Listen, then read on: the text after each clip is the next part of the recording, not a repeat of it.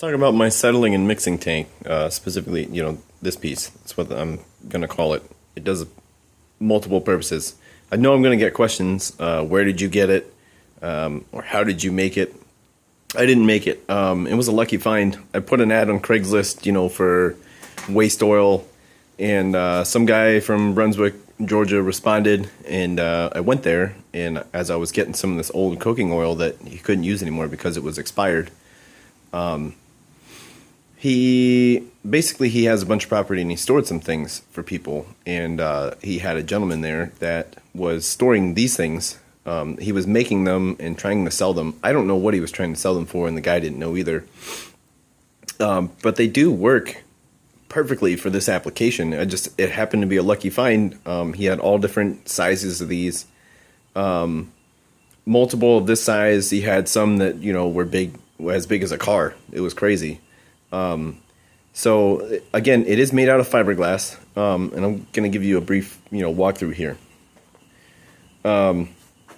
So the bottom here, there's a little spout. It's a cone, on the bottom, so everything can funnel down into one central spot. There's a halfway tap off that goes into the center of the this unit, so you can draw off the center of it instead of off the side. It has these flanges built in, which is nice. If I wanted to, I could drill them out and tie them down, but it doesn't fall off.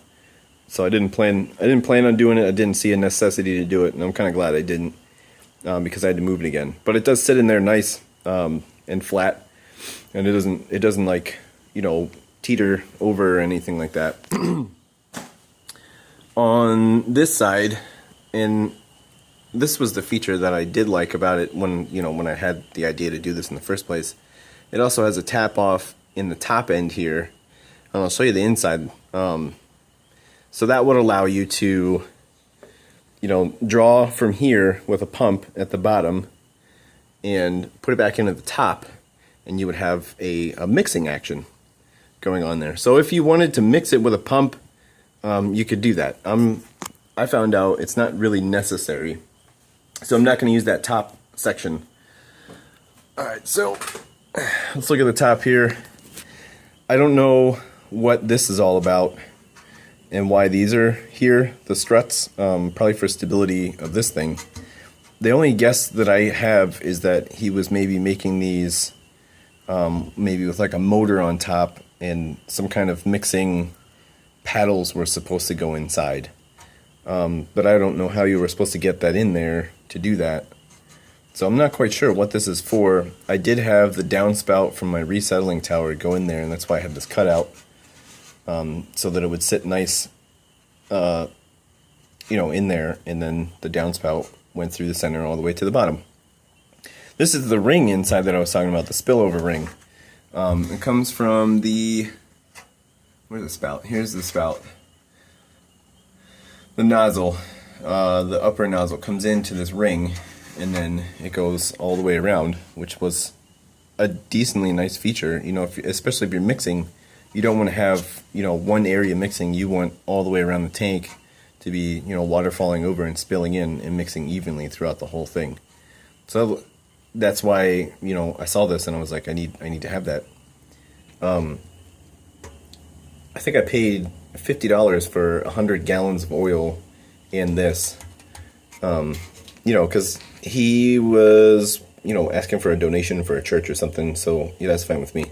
So here's the bottom spout nozzle thingy. It comes in through here to the center, and I got this flexible rubber coupling boot thing, and I put a 90 degree angle thing on there with a little strainer.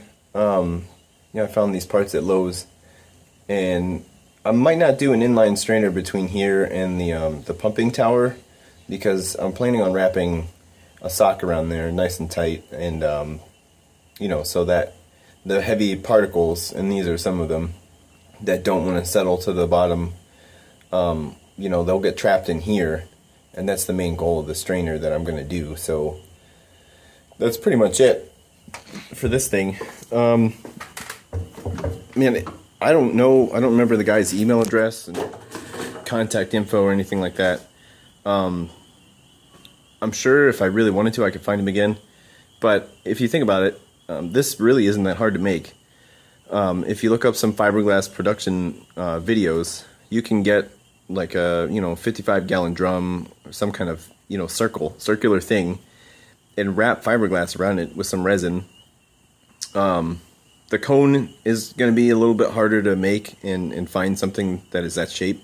But as long as you make a form, and figure out how to do fiberglass, you can figure out how to do this. You can make these tubes just by wrapping them around a pipe, So those are pretty easy, and then you just make little flanges on the end.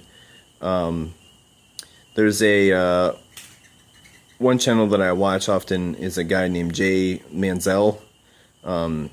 He does all kinds of fiberglass stuff. He's building all kinds of boats and solar-powered stuff, and a lot of his medium that he works in is fiberglass.